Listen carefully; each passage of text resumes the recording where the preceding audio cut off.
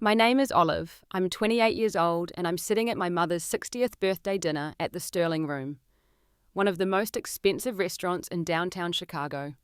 Looking around at the 50 guests she invited, I feel that familiar knot forming in my stomach. Mum's standing up with her champagne glass, and I know that look in her eyes. I should have known that accepting her invitation was a mistake, especially after our argument about my recent promotion. Before I tell you how one dinner changed everything between my mother and me, I want to know where you're watching from today. And if you've ever dealt with controlling parents, please hit that like button and subscribe, because this story might just give you the courage you need. My relationship with my mother, Margaret, wasn't always complicated. When I was younger, before Dad walked out on us, when I was 10, she was different. She worked as a registered nurse at Northwestern Memorial Hospital, pulling 12-hour shifts, but always making time for my school plays and science fairs. After Dad left without warning one October morning, taking nothing but his clothes and leaving behind a note that simply said he couldn't do this anymore, something in Mum hardened. She became obsessed with control and sacrifice. Every conversation somehow circled back to what she had given up for me. The medical school acceptance letter she had framed but never pursued because she got pregnant with me at 23. The residency program at Johns Hopkins she turned down because Dad had already left and she couldn't move across the country with a 10-year-old. The 3 jobs she worked to keep me in private school, coming home so exhausted she would fall asleep in her scrubs on the couch. I understood her sacrifices, I really did. But somewhere along the way her sacrifices became weapons. When I was 16 and wanted to go to a friend's birthday party, she would say that she didn't work 3 jobs so I could waste time at parties. When I was 18 and choosing colleges, she had already decided I would be pre-med at Northwestern, following the path she never could. When I told her I wanted to study marketing, she actually laughed. Not a kind laugh, but the bitter kind that made my chest tight. Marketing, she had said, that's what you're throwing away my dreams for, to make advertisements, to sell people things they don't need. I worked 60 hours a week cleaning bedpans and drawing blood so you could become a doctor, so you could have the life I never got to have. But I stood firm, and I think that's when our relationship truly began to fracture. I studied marketing at DePaul University instead of Northwestern, and even though I graduated summa cum laude, she introduced me to her friends as her daughter, who could have been a doctor.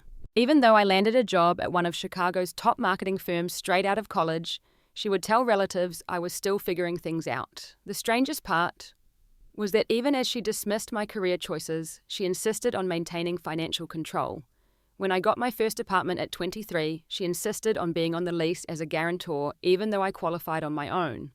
She kept paying my phone bill, claiming it was easier to keep me on the family plan. She paid my car insurance because she got a multi-car discount. She covered my gym membership because she had some corporate rate through the hospital. Even my Netflix and Spotify accounts were on her credit cards. At first I was grateful. Starting out in marketing doesn't pay amazingly, and having those expenses covered helped me build up my savings. But gradually, I realized these weren't gifts. They were leashes. Every time I made a decision she didn't like, she would remind me of what she paid for. When I dated Marcus for 6 months and she didn't approve because he was an artist, she threatened to cut off my phone. When I wanted to take a vacation to Mexico with my girlfriends, she said she wasn't paying my bills so I could party in Cancun. As long as I'm paying, I have a say. That was her favorite phrase. She must have said it 1,000 times over the years. As long as I'm paying your phone bill, I need to know who you're calling. As long as I'm paying your car insurance, I need to approve any road trips. As long as I'm supporting you, you need to listen to me. The irony was that by 28, I didn't need her money anymore. My promotion to marketing director came with a $95,000 salary plus bonuses. I had $20,000 in savings and a healthy 401k. But every time I tried to take over my own bills, she would guilt me. Why would you waste your money when I can get better rates? Don't you appreciate everything I do for you? After all I've sacrificed, you can't even let me help you. 3 weeks before her 60th birthday party, I had made the mistake of sharing my promotion news over dinner at her house. I was so proud marketing director at 28 was almost unheard of at my company. I would be managing a team of 12, overseeing multi-million-dollar campaigns for Fortune 500 clients. The salary increase meant I could finally start looking at buying a condo instead of renting. Mum had listened to my entire explanation with that expression she gets when she's about to say something cutting. When I finished, she took a long sip of her wine and said, "Marketing director. That's just a fancy title for someone who posts on social media all day, isn't it? My colleague's daughter just finished her residency at 30. Now that's a real accomplishment. I should have known then to skip her birthday party.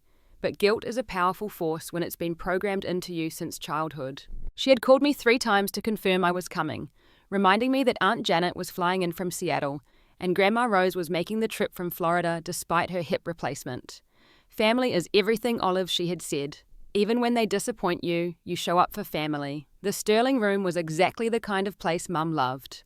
Crystal chandeliers that threw rainbows across the white tablecloth servers in crisp black uniforms, who addressed everyone as sir or madam, and entrees that cost more than most people spent on groceries for a week. She had rented the private dining room, decorating it with gold and pearl balloons that matched the jewelry she always wore. I arrived 15 minutes early, carrying a carefully wrapped box containing an $800 pearl necklace from Tiffany's. It had taken me 2 hours to pick it out, searching for something that would maybe finally make her proud. Something that showed I was successful enough to buy her nice things. Something that might bridge the growing gap between us. The room filled quickly with her guests. Her nursing colleagues occupied 2 tables, all wearing their best dresses and discussing their most recent difficult patients. My extended family took up another 3 tables, aunts and uncles I only saw at major events, cousins who still asked me why I didn't become a doctor like my mum wanted. Her book club friends, her church group, even our elderly neighbours from the house I grew up in. I sat at the family table between Lily, my 24-year-old sister who was still in graduate school for social work, and cousin Mark, who sold insurance and never missed an opportunity to remind everyone how stable his career was. Lily squeezed my hand under the table when Mum stood up to give her speech. She knew how these things usually went. Mum looked beautiful in her navy dress, her hair perfectly styled, the diamond earrings Dad had given her for their 5th anniversary still sparkling in her ears, even though he'd been gone 18 years. She raised her champagne glass and the room fell silent. "Thank you all for coming to celebrate this milestone with me," she began, her voice carrying that perfect blend of warmth and authority she had perfected over years of managing difficult patients. 60 years on this earth, and what a journey it's been. She talked about her nursing career, the lives she had saved, the families she had comforted. She talked about raising 2 daughters alone after my father abandoned us, how she never missed a school event despite working multiple shifts. She talked about sacrifice and duty and the importance of family staying together through everything. The crowd was nodding along, some wiping tears at the more emotional parts. I started to relax, thinking maybe tonight would be different. Maybe she would just enjoy her celebration without taking shots at anyone. Speaking of responsibilities, she continued, and my stomach dropped. "My daughter Olive is here tonight. Stand up, Olive, don't be shy." I stood slowly, my legs feeling like water. The room applauded politely, and I tried to smile. Olive just got promoted at her marketing job, Mum said, and for a moment I thought she might actually say something nice. "She makes a very good salary now," she tells me, "almost 6 figures. Isn't that wonderful?" The room murmured approval, but I could hear the edge in her voice, the setup for whatever was coming next. "You know what's funny though?" she continued, taking another sip of champagne. "At 28 years old, making all that money, and I still pay her bills. Can you believe that? My successful marketing director daughter, and every month I pay her phone bill, $120. I pay her car insurance, $350. Her gym membership, $80. Even her Netflix and Spotify subscriptions, $15 here, $10 there." The room had gone completely silent. I could feel every eye on me, the heat rising to my face, my hands shaking where they gripped the edge of the table.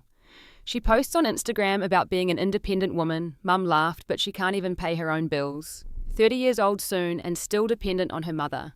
While she's buying designer bags and going to fancy brunches with that big salary of hers, I'm paying for her necessities. She wasn't done. The worst part is the attitude.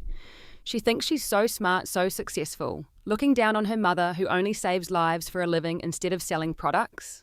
Well, if you're so smart, Olive, if you're such a successful marketing director, then why don't you pay your own bills? The last part came out as almost a shout. The entire room was frozen forks halfway to mouths, conversations dead mid-sentence. I could see Aunt Janet's mouth hanging open, Grandma Rose shaking her head, Lily looking like she wanted to crawl under the table. Mum raised her glass one more time. "Here's to responsibility," she said. "Here's to children who appreciate their parents' sacrifices. Here's to hoping that one day my eldest daughter learns what it really means to be independent." The room reluctantly raised their glasses, the toast awkward and stilted. I stood there for what felt like hours, but was probably only seconds, my mind racing through options. run out crying, scream back at her, throw my champagne in her face. Instead, I heard my own voice surprisingly steady cut through the silence.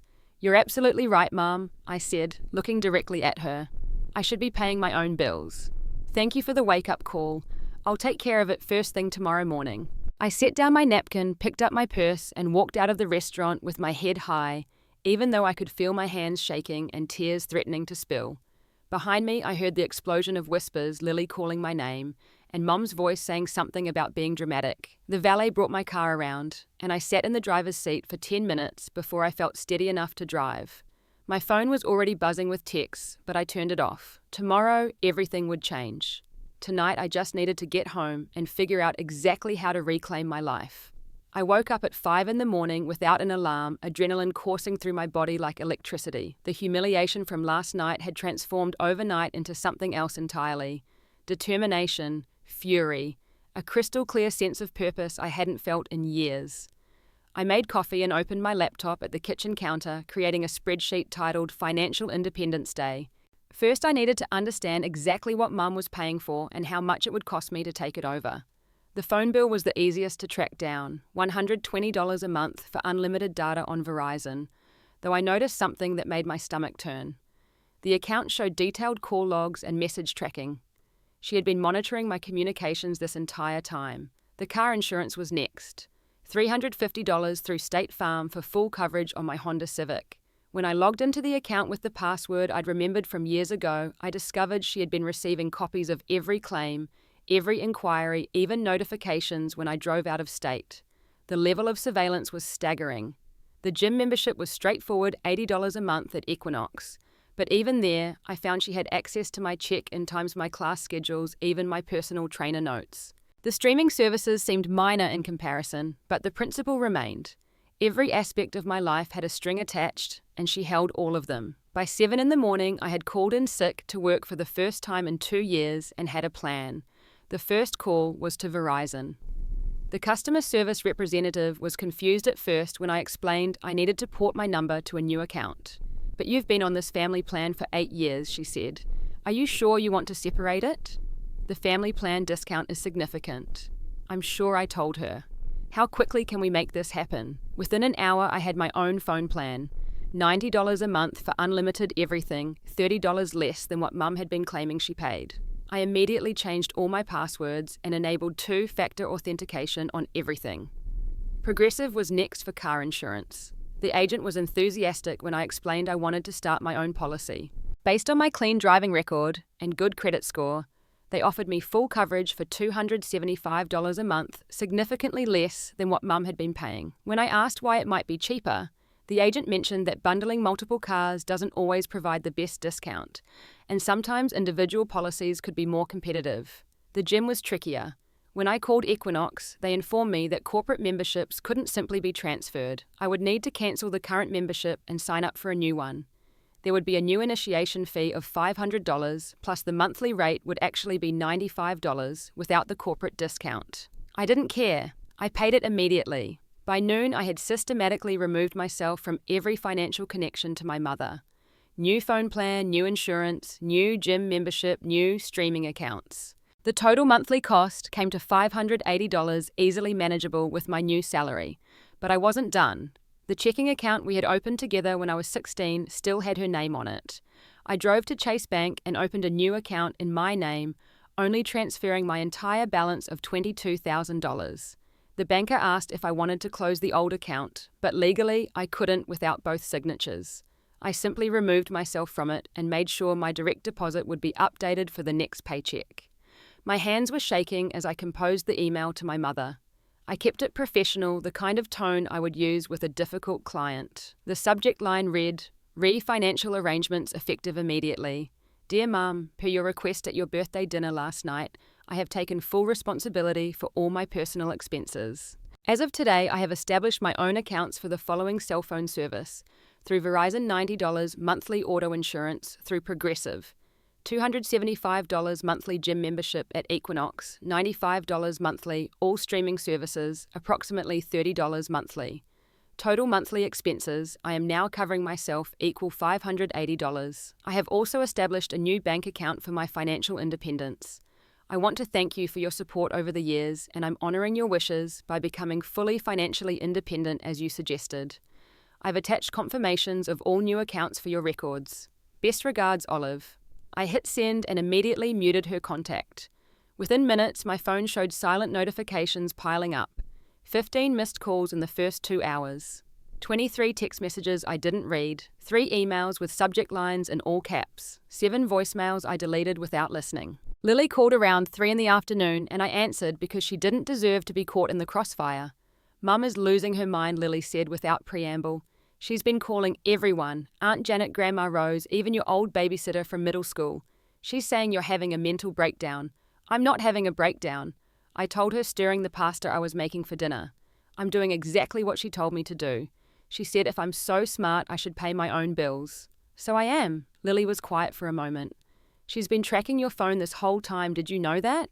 She showed me your call logs, your text numbers, even your location history. She knows you went to Marcus's apartment that night you said you were at book club. My stomach turned, but I wasn't surprised. That explains a lot, actually. How she always knew when I was lying about where I was. How she brought up specific concerns about friends right after I'd been texting them. She does it to me too, Lily admitted. I'm 24 years old and she reads my credit card statements line by line. Last week she confronted me about a $70 charge at Target demanding to know what I bought. It was tampons and toilet paper, Olive. I had to tell my mother I bought tampons and toilet paper. You could get your own accounts, I suggested, carefully, not wanting to push, but hoping she would consider it. With what money, she laughed bitterly. I'm in grad school for social work. I make $12,000 a year from my assistantship. She pays my rent, my tuition, everything. I'm trapped for at least 2 more years until I graduate and can get a real job. I wanted to offer to help, but I knew Mum would see that as an act of war. Instead, I just listened as Lily vented about years of financial manipulation disguised as parental concern. By the time we hung up, I had gotten 43 more missed calls from Mum and had started receiving messages from extended family members. The emails ranged from concern to accusatory. Aunt Janet wrote a long message about family bonds and forgiveness, how Mum only wanted what was best for me, how I should apologise before things went too far. Cousin Mark sent a condescending note about respecting our elders and not being prideful.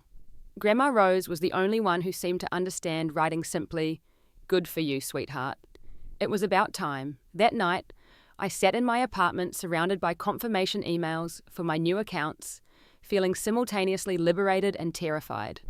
For the first time in my adult life, no one could track my movements, monitor my spending, or threaten to cut me off if I didn't comply. The cost was only $580 a month, but the price I was beginning to realize would be much higher. The family mobilization began in earnest on day 3 of my independence. It started with Aunt Janet, my mother's younger sister, who had always been the family peacemaker. She called while I was in a meeting at work, leaving a voicemail that perfectly captured the guilt trip methodology our family had perfected over generations. "Olive, honey, it's your Aunt Janet. I just got off the phone with your mother and she's absolutely devastated. She hasn't eaten in 2 days. She didn't mean what she said at the party. You know how she gets when she's stressed. She's been under so much pressure at the hospital with the nursing shortage and all. She loves you so much, sweet pea. Don't throw away your relationship over money. Call her back, please. She's your mother." The next call was from Cousin Mark, who had apparently appointed himself the family's moral authority, despite being only 2 years older than me. "Olive, this is ridiculous." His message began without any greeting. "Your mother sacrificed everything for you and Lily. Everything. And this is how you repay her." Over a few comments at a birthday party. "You millennials are so sensitive, can't handle any criticism. Family is everything. Without family, you have nothing. Stop being stubborn and apologize to your mother." Even people I hadn't heard from in years started reaching out. My mother's co-workers sent Facebook messages about how she was making mistakes at work because she was so distraught. Her book club friends tagged me in posts about the importance of forgiveness. The church pastor left a voicemail about honoring thy father and mother, conveniently forgetting that my father had abandoned us 18 years ago. But Mom's campaign reached new heights when she took to social media herself. She had never been particularly active on Facebook beyond sharing recipes and hospital appreciation posts, but suddenly she was posting multiple times a day. The first post was subtle, just a photo of us from my college graduation, with the caption, "Missing happier times with my firstborn." It got 67 reactions and dozens of comments asking if everything was okay. She replied to each one with something vague but concerning. Just going through a difficult time, or children can break your heart, or prayers appreciated. Then came the more pointed posts. When you give your child everything and they throw it back in your face, accompanied by a broken heart emoji. That one got over 100 reactions and a flood of supportive comments about ungrateful children and how hard it is to be a parent these days. The masterpiece was a long post about sacrifice and motherhood. She wrote about working 3 jobs, missing her own mother's funeral because she couldn't afford to miss work and pay for my school trip to Washington, D.C., sleeping in her car between shifts to save gas money. Some of it was true. Most of it was exaggerated, and all of it was designed to make me look like the worst daughter in the world. She even started a hashtag, Unconditional Love Isn't Conditioner L. It actually started trending locally when a minor lifestyle blogger picked it up for a piece about entitled millennials. The photos were the worst part. She posted our entire family history, strategically chosen to show her sacrifice and my ingratitude. Photos of her in scrubs looking exhausted with the caption, after a 16-hour shift but still made it to Olive's recital. Pictures of handmade Halloween costumes with stayed up all night sewing because we couldn't afford store-bought. A screenshot of a medical school acceptance letter with what I gave up to be a single mother. My phone became unbearable. Every notification was either someone reaching out to tell me to reconcile with my mother or her creating new content for her campaign. I had to turn off all social media notifications and eventually deleted the apps entirely from my phone, but I held firm. When anyone contacted me directly, I had a standard response ready. Mum asked me to pay my own bills at her birthday party, and I'm respecting her wishes. If you have concerns, please discuss them with her. Lily became my only source of information about what was happening at home. She called me every evening with updates. Her voice a mixture of exhaustion and dark humor. Today she called your high school principal, Lily reported on day 5.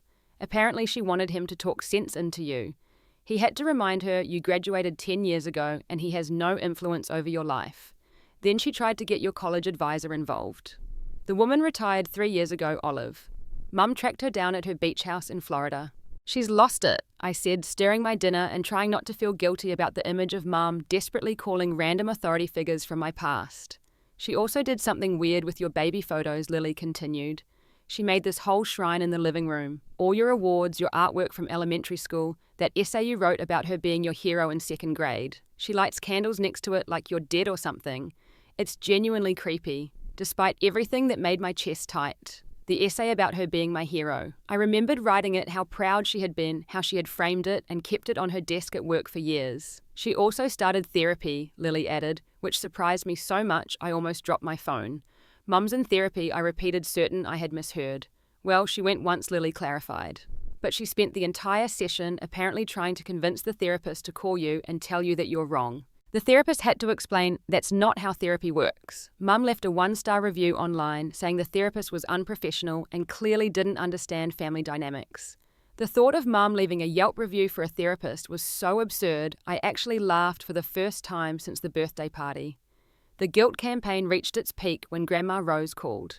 At 81, she rarely involved herself in family drama, preferring to observe from a distance with the wisdom of someone who had seen too much to be shocked by anything. Olive dear, she said, her voice warm but tired. I'm not calling to guilt you. Lord knows I've watched your mother use guilt like a weapon for years. But I am going to tell you something about her you might not know. I settled into my couch, sensing this would be important. When your father left, your mother didn't just lose her husband. She lost her entire identity. She had built her whole life around being the perfect wife, the perfect mother, the perfect woman, who could have it all. When he walked out, it shattered something in her. The control, the monitoring, the financial manipulation, it's all fear, honey. Pure fear that if she loosens her grip even a little, everyone will leave her just like he did. But Grandma, I said softly, she's actually pushing us away by holding on so tight. I know that, and you know that. But fear doesn't listen to logic, sweetheart. She heard me take a long breath. I'm not saying you should give in. Lord knows someone needed to stand up to her eventually.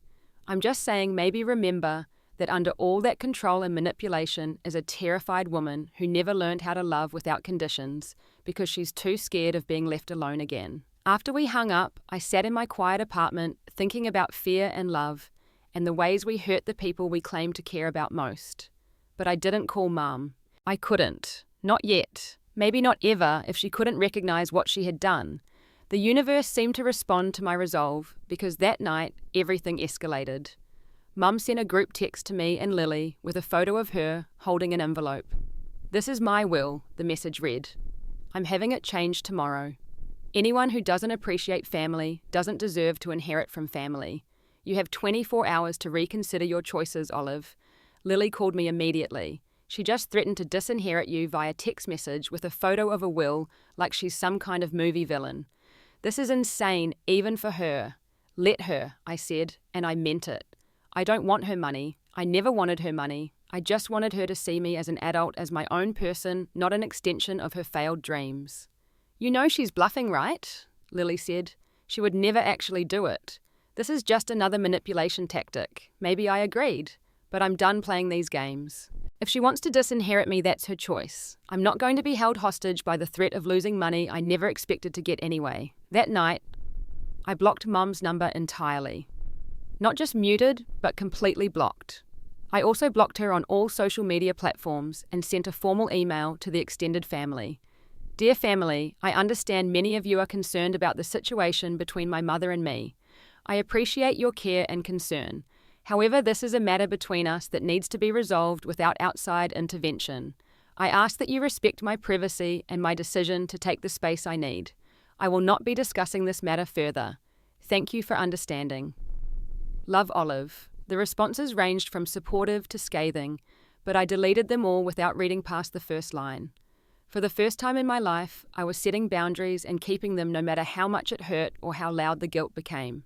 3 weeks into my financial independence, I discovered something unexpected. Freedom felt amazing. Without the constant dread of Mum's surveillance and judgment, I started making decisions purely for myself. I joined an evening pottery class just because it looked fun, something Mum would have called a frivolous waste of money. I went on a spontaneous weekend trip to Michigan with co-workers, not having to lie about where I was or who I was with. But the real transformation happened at work. Without the emotional drain of managing Mum's expectations and criticisms, I threw myself into my new role as marketing director with energy I didn't know I had. My first major campaign as director was for Hartfield Industries, a Chicago-based sustainable fashion brand trying to break into the national market. I assembled my team on a Monday morning feeling more confident than I had in years. "We're going to create something extraordinary," I told them. "Not just a campaign that sells clothes, but one that changes how people think about sustainable fashion." For 3 weeks we worked 16-hour days, but it didn't feel like work. It felt like art. We created an interactive social media experience that let consumers trace their clothing from fiber to closet, showing the faces and stories of every person involved in the production process. We partnered with local influencers who actually cared about sustainability, not just whoever had the most followers. We developed a recycling program where customers could return old Hartfield pieces for credit toward new ones, with the old clothes being either donated or recycled into new fabric. The launch exceeded every projection. First week sales increased by 312%. The campaign video went viral, reaching 8 million views in 10 days. Hartfield's Instagram following grew by 50,000 in 2 weeks. The CEO, Patricia Hartfield herself, called me personally to express her amazement. "This is exactly what we dreamed of, but never thought possible," she said. "You've transformed our entire brand identity. How would you feel about presenting this at the National Marketing Summit next month?" The National Marketing Summit, where the biggest names in marketing shared their most innovative campaigns, where careers were made and industry leaders were born. I accepted immediately, my hands shaking with excitement.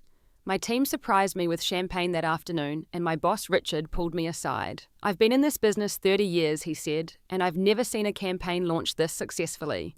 Corporate wants to reward you. There's a $15,000 bonus coming your way, plus they want to feature you in the annual report. You're going places, Olive. Don't let anyone tell you otherwise." That night, alone in my apartment with my bonus confirmation email open on my laptop, I almost called Mom to share the news. My finger hovered over her blocked contact for a full minute before I remembered. She would find a way to diminish it. Marketing isn't real work. Anyone can go viral these days. It's not like saving lives. Instead, I called Lily, who screamed so loud I had to hold the phone away from my ear.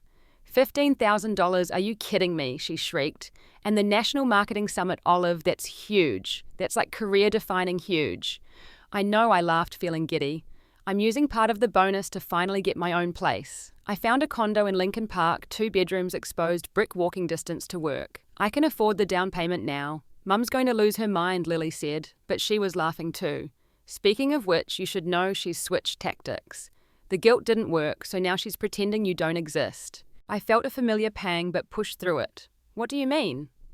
She took down all your photos, Lily explained. Every single one. Your graduation, your childhood pictures, even the family portrait from Christmas. When people ask about you, she says she has one daughter who's in social work. It's like you've been erased. The pang became an ache, but underneath it was something else. Relief, maybe. Or freedom. If she wanted to pretend I didn't exist, that meant she couldn't control me anymore. She also didn't invite you to Thanksgiving. Lily continued. She made a big production of it, calling everyone to make sure they knew you weren't welcome at her table this year. Aunt Janet tried to convince her to reconsider, but Mum said, and I quote, "I don't know anyone named Olive." The week before Thanksgiving, I sent out invitations for what I called Friendsgiving.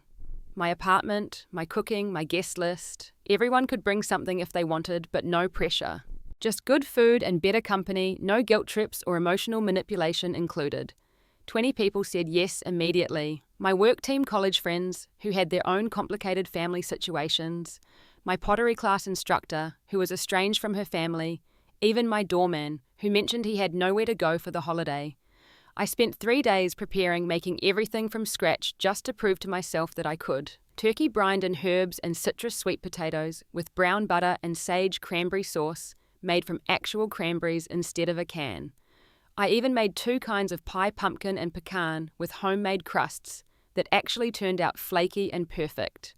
The night was magical. We went around the table sharing what we were thankful for, and when it was my turn, I raised my glass of wine and said, "I'm thankful for the courage to choose myself, even when it cost me everything I thought I needed." Lily showed up halfway through dinner with a bottle of wine and tears streaming down her face. "I told Mum I was studying at the library," she whispered as I hugged her at the door. "But I couldn't do it. I couldn't sit at her table and pretend you don't exist. She chose this, Olive. She chose her pride over her daughter, and I can't pretend that's okay." We made her a plate and squeezed her in between me and my friend Sarah. The conversation flowed easily, people laughing and sharing stories without the underlying tension that had marked every family gathering for years. I posted photos on Instagram, not to hurt Mum, but to document my joy. My real, uncomplicated, unfettered joy. The next morning, Lily texted me. She saw the photos. Aunt Janet showed her. She locked herself in her room and cried for 2 hours. Then she came out and pretended nothing happened. "This is insane, Olive. How long can this go on?" I didn't know the answer. But I knew I was done being the one who always gave in, who always apologized, who always prioritized her feelings over my own well-being. The success at work continued. The presentation at the National Marketing Summit was scheduled for January. I was featured in Marketing Week's 30 Under 30 Leaders issue. I closed on the condo in Lincoln Park, signing the papers, with my own name, my own credit, my own money. Each achievement felt like a small rebellion, proof that I didn't need my mother's approval or financial support to succeed. But late at night, in the quiet of my apartment, I sometimes wondered if she felt the loss as acutely as I did. If she missed me the way I missed the mother she could have been if fear hadn't twisted her love into control. December arrived with a blizzard that shut down Chicago for 3 days, and with it came the strange silence of my first holiday season, estranged from my mother. The Christmas decorations going up around the city felt like accusations. Every advertisement about family togetherness, every commercial showing mothers and daughters laughing over coffee, every holiday card in my mailbox from relatives who didn't know we weren't speaking, felt like salt in a wound I was pretending didn't exist. It had been 3 months since the birthday dinner incident. 3 months of complete silence from the woman who used to call me 3 times a day. 3 months of freedom that sometimes felt like floating and sometimes felt like drowning. The cracks in Mom's facade started showing according to Lily's reports. She had maintained her story about having only one daughter through Thanksgiving, but as Christmas approached, the lie became harder to sustain. People who had known our family for decades weren't buying it. Mrs. Chen from next door had confronted her directly asking where I was and if we were fighting. Mum had apparently broken down crying in the driveway, then denied it happened when Lily asked her about it later. "She's not doing well," Lily told me during one of our weekly coffee meetings. "She's lost weight, maybe 15 pounds. She's making mistakes at work. Last week she gave the wrong medication dosage and caught it just in time. Her supervisor made her take 3 days off to get herself together. I stirred my latte, trying not to let the guilt creep in. That's not my fault, Lily. She created this situation. I know, Lily sighed. But it's still hard to watch. Yesterday, I found her in your old room just sitting on the bed holding your high school yearbook. When I asked what she was doing, she said she was cleaning out storage. But your room hasn't been storage, Olive. She's kept it exactly the way you left it when you moved out. The image of Mum alone in my childhood bedroom made my throat tight, but I pushed through it. She had made her choice when she humiliated me in front of 50 people, when she used financial support as a weapon, when she chose control over connection. The breakthrough, if you could call it that, came from an unexpected source. Marcus, my ex-boyfriend, whom Mum had hated so much she threatened to cut off my phone over him, reached out in early December. He was having an art show at a gallery in River North and wanted me to come. I heard about what happened with your mum, he said over coffee when we met to catch up.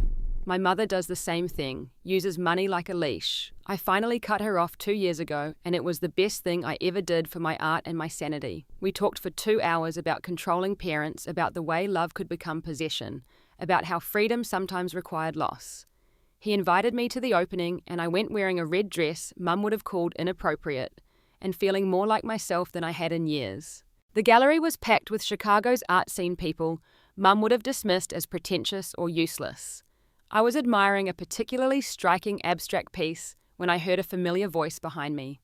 It's called Liberation Through Separation, the voice said. It's about the violence required to become yourself. I turned around to find Patricia Hartfield, the CEO whose campaign had changed my career trajectory. She smiled warmly and handed me a glass of champagne. Olive, what a pleasant surprise. I've been meaning to call you. That presentation you gave at the summit was extraordinary. We've had 3 companies reach out wanting to poach you. I hope you know we're prepared to do whatever it takes to keep you. We talked about work, about art, about the way creativity required a certain kind of fearlessness. She mentioned her own complicated relationship with her mother, how success sometimes meant disappointing the people who claimed to love you most. As I was leaving the gallery, my phone buzzed with a text from an unknown number. I almost deleted it, assuming spam, but something made me open it. It was a photo of a newspaper clipping from Marketing Week. My 30 Under 30 feature with my photo and a lengthy article about the Hartfield campaign. Across the top in handwriting, I recognized someone had written, "So proud," in shaky blue pen. The number wasn't saved, but I knew it was Mum. She had seen the article. She had saved it. She had written those 2 words she had never been able to say to my face about my career. But she still couldn't reach out, directly couldn't apologize, couldn't admit she had been wrong. I stared at the photo for 20 minutes and sitting in my car in the parking garage trying to decode what it meant. Was this an olive branch? Was this manipulation? Was this the closest thing to an apology I would ever get? In the end, I deleted the message without responding. 2 words written on a newspaper clipping didn't erase years of control and criticism. It didn't undo the public humiliation or the months of guilt campaigns. It didn't change the fact that she had chosen to erase me rather than accept me. 2 days before Christmas, I was grocery shopping at Whole Foods, loading my cart with ingredients for the holiday dinner I was hosting for friends who couldn't go home, when I turned a corner and came face to face with my mother. She looked smaller than I remembered. The 15 pounds Lily had mentioned were noticeable in the way her favourite winter coat hung loose on her shoulders. Her face looked tired, older, with new lines around her eyes that hadn't been there in October. We stood frozen, staring at each other across the produce section, like strangers who used to share a life. She opened her mouth closed, it opened it again. For a moment, I thought she might speak, might say something real, might finally break through the wall of pride and fear that had built up between us. Instead, she turned and walked away, leaving her half-full cart abandoned by the organic apples. I finished my shopping in a daze, my hands shaking as I loaded bags into my car. The checker had wished me a Merry Christmas, and I had mumbled something back, but I couldn't remember what. All I could see was my mother's face, the way her eyes had filled with tears she wouldn't let fall, the way her hand had reached slightly toward me before she pulled it back. That night, Lily called in tears. Mum had come home from grocery shopping empty-handed and locked herself in her room. Through the door, Lily could hear her crying, the kind of deep, wrenching sobs that came from somewhere primal. She kept saying your name, Lily whispered, over and over, just crying and saying, "Olive, my Olive, what have I done?" But when she came out for dinner, she acted like nothing happened. She said she had a headache from the weather. Christmas morning arrived with 6 inches of fresh snow and a text from Lily. "Merry Christmas. Mum's at church. She put a present for you under the tree. She doesn't know I saw. It's wrapped in the paper you picked out together last year. The one with the dancing reindeer you said was ridiculously cheerful. I stared at my phone for a long time, imagining Mom secretly wrapping a gift for the daughter she claimed not to have, using paper we had laughed over together in happier times, placing it under a tree I would never see. The weight of it all, the love and dysfunction twisted together like DNA strands, made it hard to breathe. My friends arrived for Christmas dinner at 2, filling my new condo with warmth and laughter, and the kind of unconditional acceptance I had always craved from family. We cooked together, sang badly to Christmas music, played board games that got increasingly competitive as the wine flowed. Sarah gave a toast about chosen family, about the people who loved you not because they had to, but because they wanted to, and everyone raised their glasses to that. Late that night, after everyone had gone home and I was cleaning up, I found myself standing at my window, watching the snow fall on Lincoln Park. My phone sat on the counter, Mum's contacts still blocked, but somehow still present, like a ghost haunting my contact list. I thought about unblocking her, about calling, about trying one more time. But then I remembered her face in the grocery store, the way she had chosen to walk away rather than speak, and I knew nothing had changed. She still wanted control more than connection. She still wanted the daughter she had planned for rather than the daughter she had. I went to bed that Christmas night in my own condo paid for with my own money, decorated with my own choices, filled with the echoes of my own party. It was everything I had worked for, everything Mum said I couldn't achieve without her. The victory felt hollow and complete at the same time, like winning a race no one else was running. The next morning, Lily texted me a photo. It was the present, under the tree, still wrapped in the dancing reindeer paper. Mum had written my name on it in her careful cursive, the same way she had labelled my Christmas presents for 28 years. But she hadn't signed it Love Mum like she always had before. Just my name alone on the tag, like a question she couldn't bring herself to ask or an answer she couldn't bear to hear. January arrived with the kind of brutal cold that made Chicago feel like another planet, and with it came the National Marketing Summit. I stood backstage at McCormick Place, looking out at an audience of 2,000 marketing professionals, and felt my phone buzz with another unknown number. I had learned to recognize Mum's attempts to reach me from different phones, borrowed from co-workers or friends, always trying to circumvent the block I maintained. This time it was a voicemail from Aunt Janet's phone. Olive. I saw the announcement about your presentation today. The whole family knows. We're all so proud of you, sweetie. Your mum, she wanted me to tell you, well, she'll be watching the live stream. She signed up with her work email, so you wouldn't know, but she'll be watching. Just thought you should know you're not as alone up there as you think. I deleted the message and turned off my phone. Whether Mum watched or not couldn't matter. This was my moment earned through my work, my creativity, my determination to succeed despite her constant undermining of my chosen career. The presentation went flawlessly. I spoke about authentic brand storytelling, about connecting with consumers through genuine emotion rather than manufactured sentiment. The irony wasn't lost on me that I was teaching a room full of strangers about authentic connection while completely disconnected from my own mother. The head of marketing for Google approached me afterward, offering me a position that would double my salary and require relocation to Silicon Valley. Nike wanted to discuss a consultancy contract. 3 publishers asked if I had considered writing a book about marketing in the digital age. My phone filled with LinkedIn notifications, connection requests, and messages of congratulations. Richard found me in the speaker's lounge afterward, grinning like he had won the lottery himself. Corporate called. They want to promote you to Vice President of Creative Strategy, youngest VP in company history. The salary is $150,000 plus bonuses.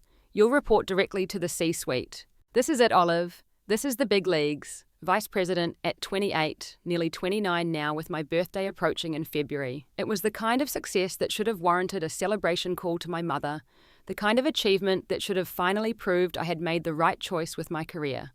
But I celebrated with my team instead, popping champagne in a downtown restaurant, surrounded by people who had supported my vision without conditions. Lily met me for lunch the next day, sliding a small wrapped box across the table before I even sat down. "What's this?" I asked, recognizing Mum's wrapping style immediately. "She wanted me to give it to you after your presentation," Lily said carefully.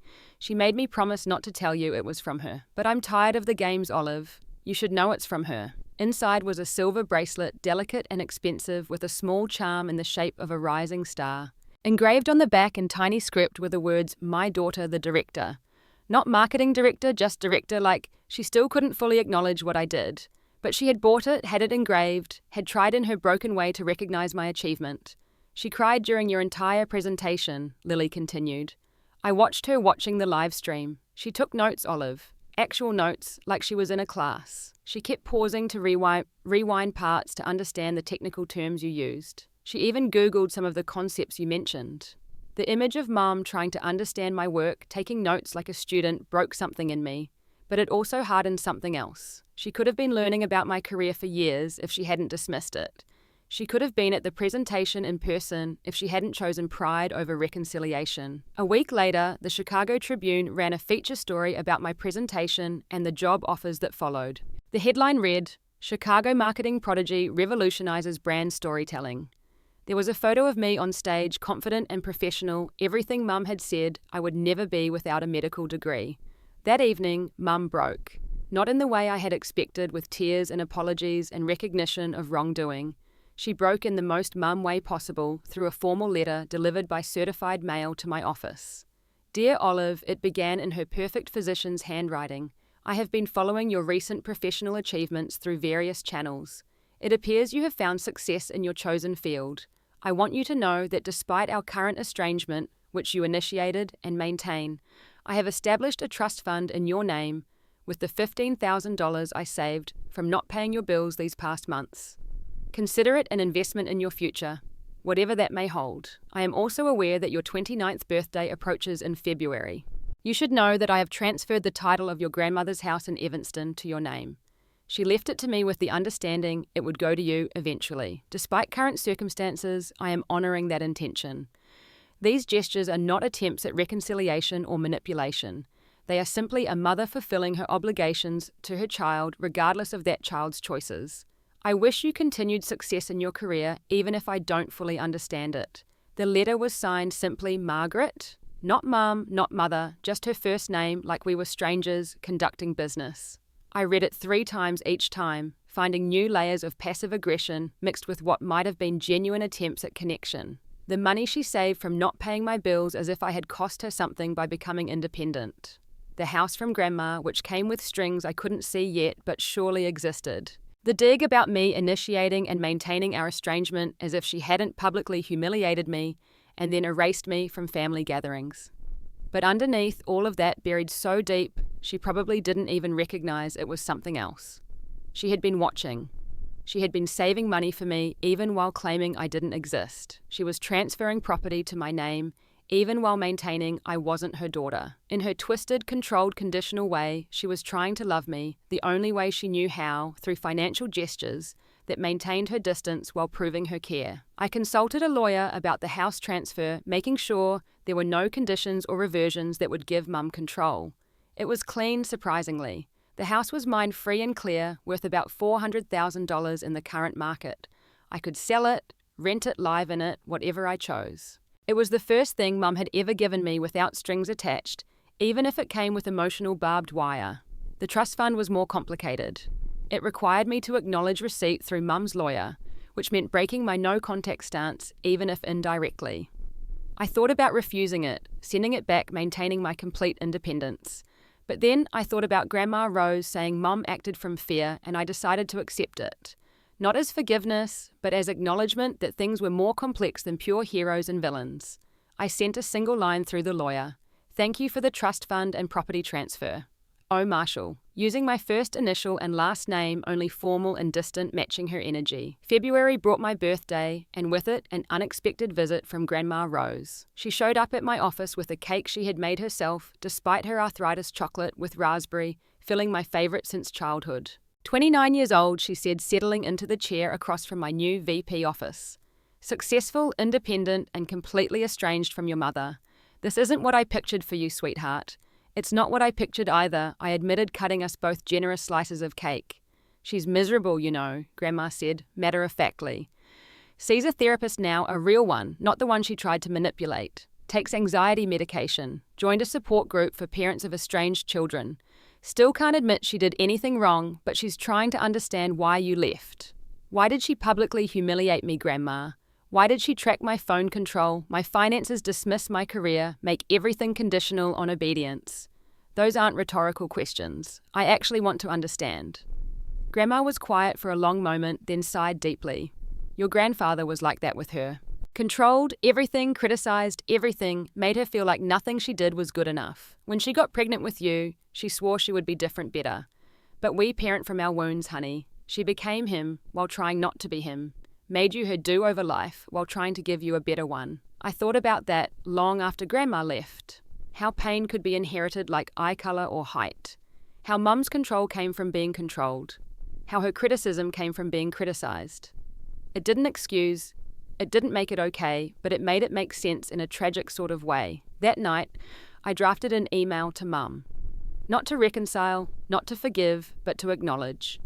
I wrote about understanding that parenting was hard, that single parenting was harder, that parenting through your own trauma was perhaps hardest of all. I wrote that I appreciated the financial gifts, but what I really wanted was recognition of the harm caused and commitment to change. I wrote that I was open to possibly rebuilding something new if she could accept me as I was, not as she wished I was. I never sent it.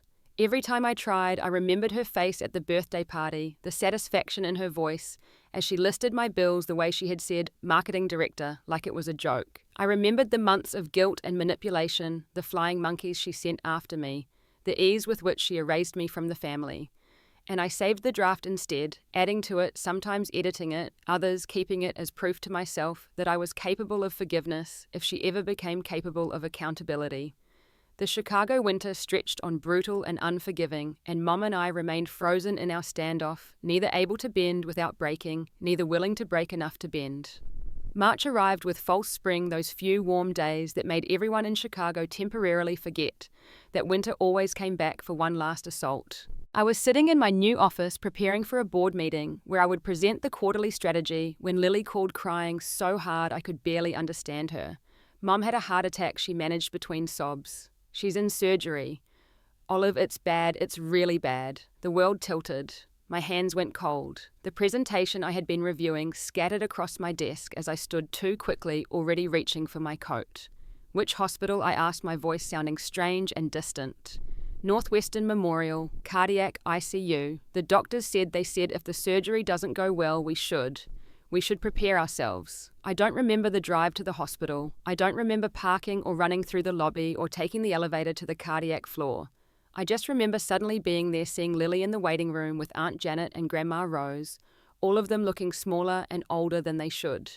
She was at work, Lily explained, her voice hollow. Complained about chest pain, then collapsed during rounds. They got her here fast, but there was a lot of damage. The main artery, they called it the widowmaker.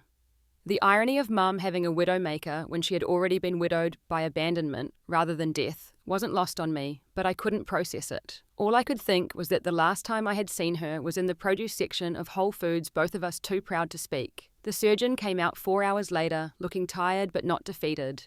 She made it through surgery. The next 24 hours are critical.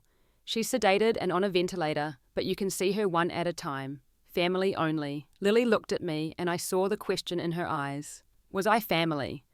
After everything, after the estrangement and the erasing and the claiming I didn't exist, was I still her daughter?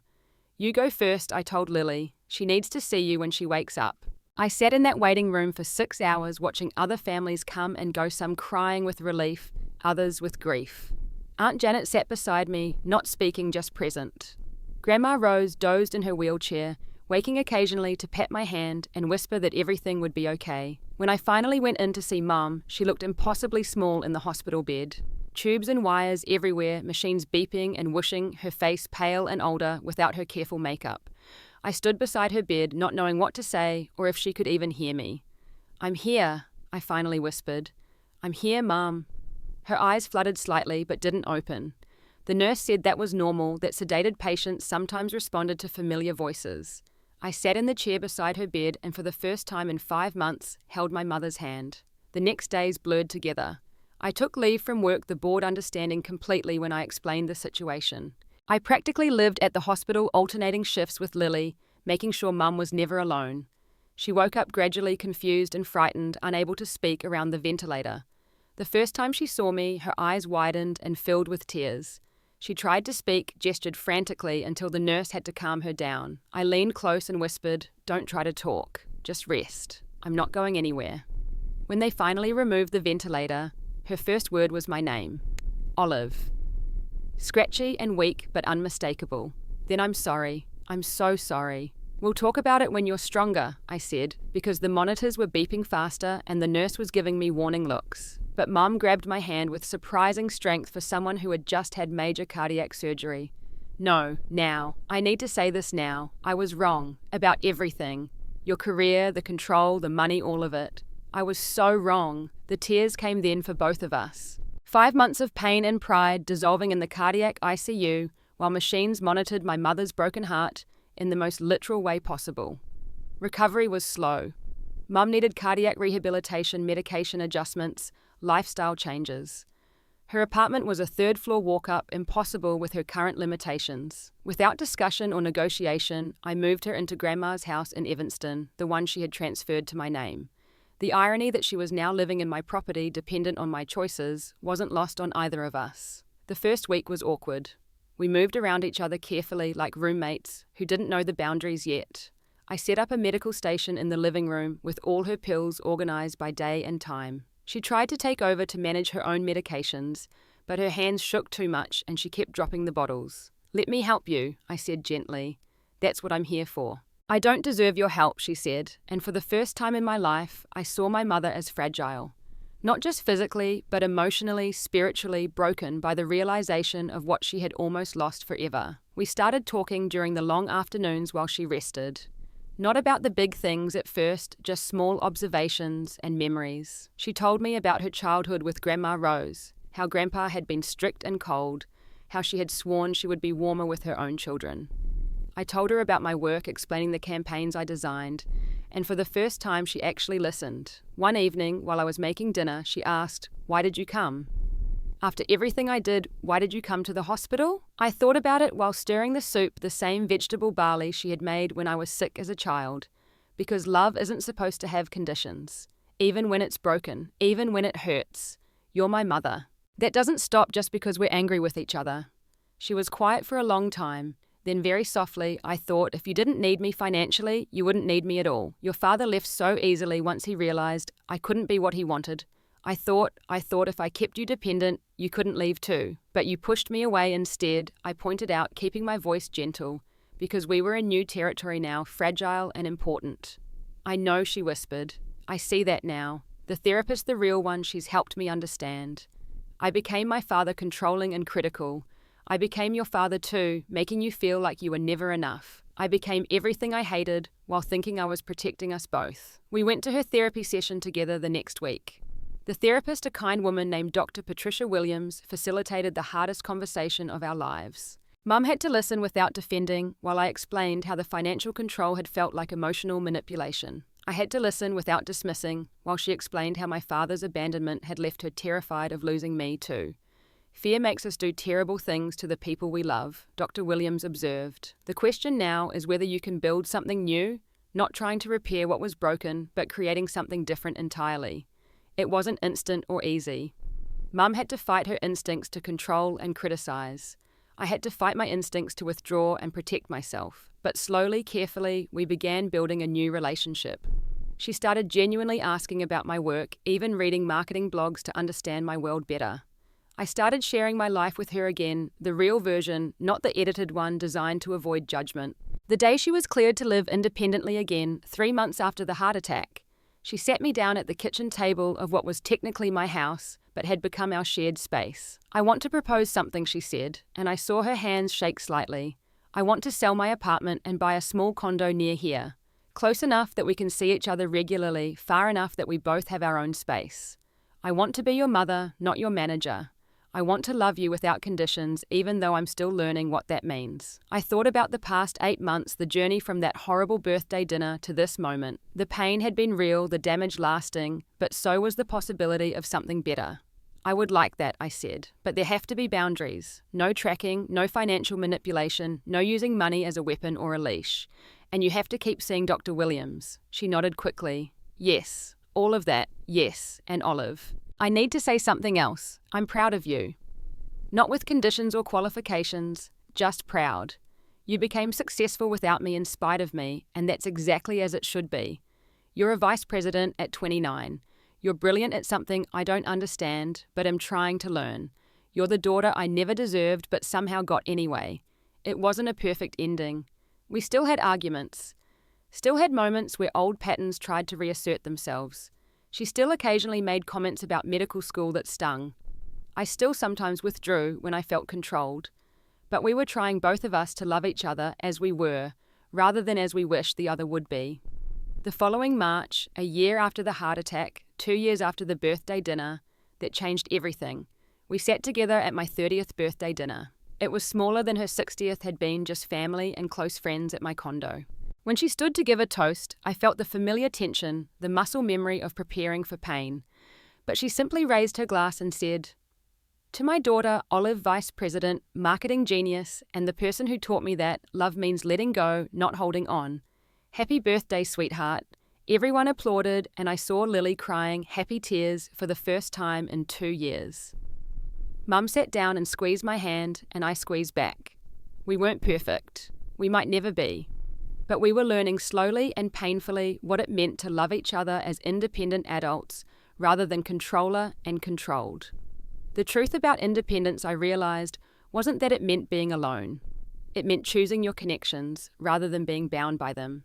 And sometimes, if you were very lucky and very brave, the people you chose to connect with could learn to choose you back freely and without conditions, the way love was always supposed to be. Looking around the table at my birthday dinner at Mum, laughing at something Lily said, at the life I had built and rebuilt again, I understood that the price of freedom had been worth paying. Not because it had freed me from my mother, but because it had freed us both to find each other again differently and better on the other side of all that pain. Some stories end with reconciliation, some with permanent estrangement. Ours ended somewhere in between, in the messy middle where real life happens, where love and hurt coexist, where mothers and daughters learn to see each other as flawed humans doing their best with the wounds they carry. It wasn't the ending either of us had imagined, but it was ours earned through tears and time and the terrible courage it takes to change. So if you're watching this and struggling with your own family dynamics, wondering if independence means losing the people who raised you, let me tell you what I learned. Sometimes you have to break the bonds that bind you in order to discover the bonds you choose. Sometimes the people who love you have to lose you to understand that love isn't possession. And sometimes, not always, but sometimes on the other side of that loss and pain and terrible freedom, you find each other again, not as who you were, but as who you've become.